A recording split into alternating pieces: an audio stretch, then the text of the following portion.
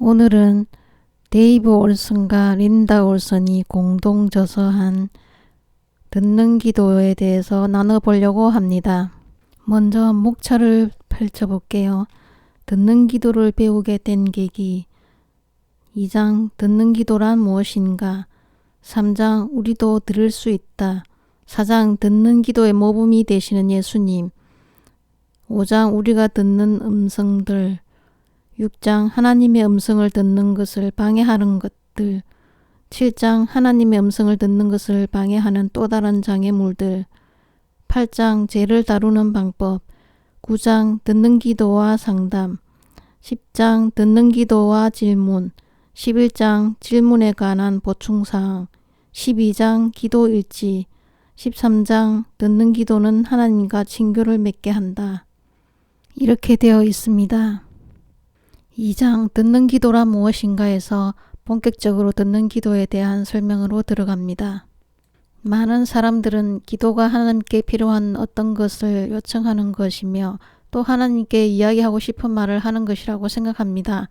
그러나 듣는 기도는 하나님께서 응답하시도록 기다리는 것입니다. 듣는 기도를 하는 우리는 하나님께서 나중이 아니라 바로 우리가 기도하는 그 순간에 우리에게 하신 말씀을 갖고 계신다고 믿는 것입니다. 듣는 기도는 일방적인 기도가 아니라 양방적인 대화를 의미합니다. 우리가 하나님의 마음을 하나님과 함께 나눌 때 우리를 사랑하시는 하나님도 자신의 마음을 우리와 함께 나누고 싶어 하신다는 것을 전적으로 확신합니다. 하나님의 목적과 계획에 관해서 생각해 보십시오. 하나님께서 세상을 창조하실 때 삼위일체 이외의 누군가와 관계를 맺고 싶어 하셨습니다. 하나님은 천사보다 조금 못하게 인간을 창조하셨습니다. 하나님은 천사들처럼 단순히 섬기기만 하는 또 다른 존재는 원치 않으셨습니다. 하나님은 사랑하고 대화를 나눌 수 있는 누군가를 원하셨습니다. 하나님은 긴밀한 관계를 갈망하셨습니다. 그렇다면 듣는 기도를 어떻게 사용하는 것일까요? 첫째, 하나님으로부터 구체적인 지시를 얻기 위해서. 두 번째, 삶에 대한 새로운 지혜와 통찰을 얻기 위해서입니다. 조지 워싱턴 카버는 크리스찬이었으며 미국 남부의 경제 상황을 걱정하고 있었습니다. 그는 그 문제를 하나님 앞에 가져가 하나님의 응답에 귀를 기울였습니다. 하나님은 그에게 땅콩을 사용하는 100가지 방법을 가르쳐 주셨습니다. 땅콩은 남부지방에 가장 많은 수확물 중에 하나였습니다. 그의 발견은 남부지방 사람들에게 큰 도움을 가져다 주었고 오늘날까지도 이 제품들을 사용하고 있습니다. 듣는 기도는 또한 우리의 힘과 지혜로 못할 일을 할 수 있도록 해줍니다. 이 책의 공동 저자 중 하나인 데이브 목사님이 목회한 교회들 중에서 하나는 몹시 황폐하고 폭력과 사고로 가득 찬 지역 근처에 위치해 있었습니다. 몇 명의 미혼모와 그들의 아이들이 그랜드가에 있는 쓰러져가는 아파트에서 살고 있었습니다. 그들은 이 교회에 오기 시작해서 곧 크리스천이 되었습니다. 많은 교인들이 그들의 집을 방문하기 시작했습니다. 데이브와 린다 올슨 부부는 그 지역의 아이들을 위해 복음 클럽을 운영하기 시작했고 많은 아이들이 찾아왔습니다. 그러나 두 사람은 사랑하는 법을 배우기 시작하던 그 사람들에게 실망했고 상당히 두려워했습니다. 한 여인은 함께 사는 남자들로부터 구타당하여 몸에 커다란 멍이 들거나 이가 부러지기도 했습니다. 어떤 여인은 자신의 아파트에서 마약을 팔고 있어서 낮이나 밤이나 할 것 없이 수상한 사람들이 드나들었습니다. 두 사람이 신방 갈 때마다 마약에 취해 정신이 나간 사람으로부터 심한 욕설을 들어야만 했습니다. 아이들은 매일 폭력을 보았습니다. 총질은 다반사이며 거의 주말마다 경찰이 긴급사태 때문에 출동하였습니다. 사람들이 화가 나서 문이나 창을 부수는 것은 예사였습니다. 그 건물은 주인이 돌보지 않아서 창문과 대문이 부서진 채로 있었고 배관은 수리되지 않은 상태였습니다. 풀 한 포기도 찾아볼 수 없었고 아이들의 놀이터는 병, 깨진 유리, 바늘로 온통 뒤덮여 있었습니다. 그러나 무엇보다도 심한 것은 지붕이 새는 것이었습니다. 비가 오면 천장이 내려앉곤 했습니다. 사람들은 방 한가운데에 흠뻑 젖은 침대와 물이 가득한 아기 목욕통과 함께 사는 법을 배웠습니다. 물은 벽을 타고 내려왔습니다. 벽에 칠한 유성 페인트는 부풀어 올라 커다란 물풍선으로 변하였습니다. 곰팡이가 자라지 않는 곳이 없었습니다. 벽은 시커멓게 되었습니다. 아이들은 연일 호흡기 질환을 앓고 있었습니다. 데이브는 가능한 한 여러 관청에 호소해 보았지만 헛수고였습니다. 데이브와 린다는 절망감을 느꼈습니다. 크리스마스를 며칠 앞둔 어느 주일날 아침, 린다는 무릎을 꿇고 하나님께 응답해달라고 간청하였습니다. 놀랍게도 하나님은 린다에게 아주 특이한 지시를 하셨습니다. 하나님은 그 아파트로 가서 안뜰 한가운데에 크리스마스 트리를 세워야 한다고 말했었습니다. 두 사람은 쉽게 깨지지 않는 장신구와 뜨거운 초콜릿 그리고 과자를 가지고 갔습니다.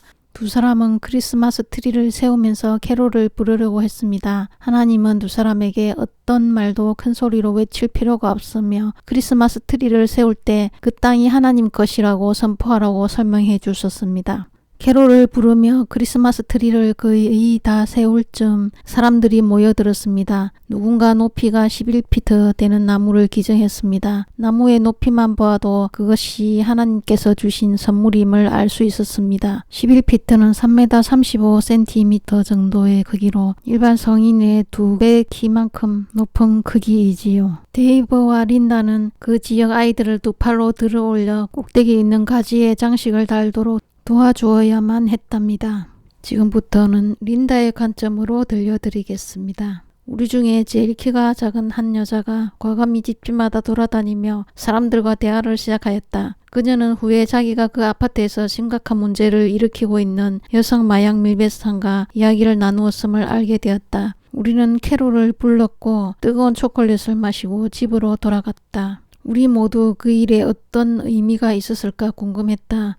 구원받은 사람도 없었고 별다른 일이 아니었었던 것 같이 보였다. 그러자 그 아파트에 사는 한 남자가 뻔뻔스럽게도 그 트리를 동강내어 자신의 아파트로 끌고 가 자기 집의 창에 세워놓고서 모두를 조롱했다는 보고가 있었다. 확실히 그랜드가에서 악이 승리한 것처럼 보였다. 그러나 2주 후 가장 난폭한 동거인 남자 중 2명이 가정폭력으로 감옥에 수감되었다. 그리고 나서 여자 마약 밀매상은 이사갔고 마약에 취한 남자들의 폭력도 그녀와 함께 사라졌다. 우리의 신방사역과 아이들을 위한 복음클럽은 부흥했다. 그의 100명의 아이들이 예수님을 그들의 마음에 영접했다. 또한 듣는 기도는 하나님과 더 깊은 교제와 더 많은 대화를 나누기 위해 필요합니다. 우리는 하나님과의 교제를 위해 창조되었습니다. 하나님은 우리와 함께 하기를 갈망하십니다. 주 하나님은 우리의 자유의지를 높이 여기시고 우리가 줄에 매달린 꼭두가시가 되기를 원치 않으십니다. 그래서 하나님은 온종일 이거 해라 저거 해라고 말씀하시는 분이 아니십니다. 하나님은 우리의 하나님이시지만 독재자가 아니라 우리의 동반자가 되기를 원하십니다.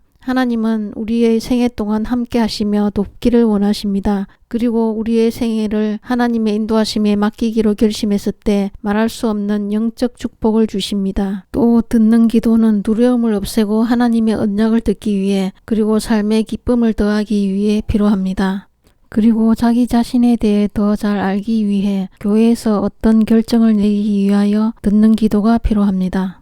제3장 우리도 들을 수 있다. 우리는 모두 하나님의 음성을 생각보다 더 많이 듣고 있습니다. 양은 그의 음성을 듣나니 그가 자기 양의 이름을 각각 불러 인도하여 내느니라. 자기 양을 다 내어놓은 후에 앞서가면 양들은 그의 음성을 아는 고로 따라오되 타인의 음성을 알지 못하는 고로 타인을 따르지 아니하고 도리어 도망하느니라. 요한복음 10장 3절에서 5절. 양들은 목자의 음성을 압니다. 때로 여러 양들이 한 초장에 뒤섞여 있을 때에도 목자가 부르면 양들은 각각 흩어져 자기의 목자를 따라갑니다. 모든 사람들은 하나님의 음성을 듣는 독특한 양식을 가지고 있습니다. 우리는 모두 독특합니다. 하나님께서는 여러 가지 방법으로 그런 우리를 대해 주십니다. 하나님의 음성을 잘 듣기 위해서 사람들이 찾아가는 장소는 다양합니다. 하나님은 큰 일뿐만 아니라 사소한 일에도 주의를 기울이십니다. 그리고 하나님의 음성을 듣는 정도가 변할 수 있습니다.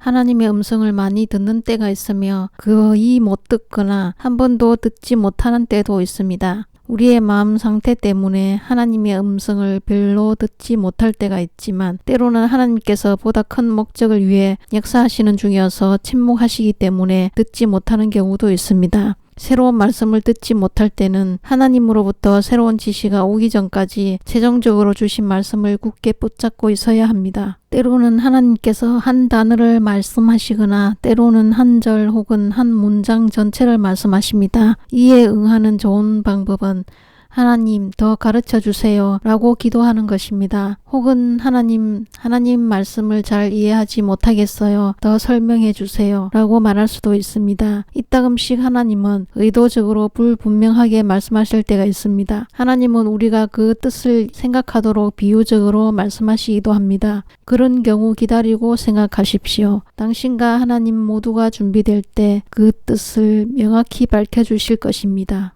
하나님의 음성을 들으려면 훈련이 필요합니다. 하나님의 음성을 듣는 것은 우리 모두가 할 수 있는 일들 중에 하나입니다. 우리의 영은 하나님의 음성을 듣는 능력을 갖도록 창조되었습니다. 동시에 하나님의 음성을 듣는 것은 개발할 기술 중 한 가지입니다. 피아노 조율사는 미세한 불협화음을 구분할 수 있도록 자신의 귀를 훈련시킵니다. 이들 중 어느 누구도 처음부터 완벽하게 그런 일을 하지 못합니다. 그들은 연습합니다. 히브리서 5장 11절은 말씀을 듣는데 둔감하게 될 수 있음을 암시합니다. 실제로 우리가 얼마 동안 하나님의 말씀 듣기를 게을리 한다면 듣는 법을 잃어버릴 수도 있습니다. 하나님의 음성을 듣는 것은 어려운 일이 아닙니다. 순종하는 것이 어렵습니다. 왜냐하면 의지적 행동이 요구되기 때문입니다. 종종 우리의 고집스런 본성으로 인해서 들은 것에 순종하기 전에 씨름을 해야 할 때가 있습니다. 하나님께서는 우리가 하나님과 함께 일하기를 갈망하십니다.